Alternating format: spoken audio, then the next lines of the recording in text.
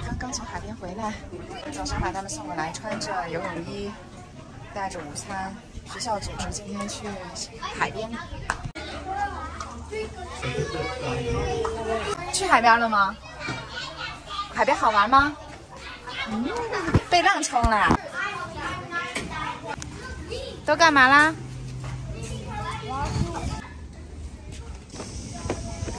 今天没有去海边的孩子就在这儿玩水。你进去吧，正好穿着游泳衣。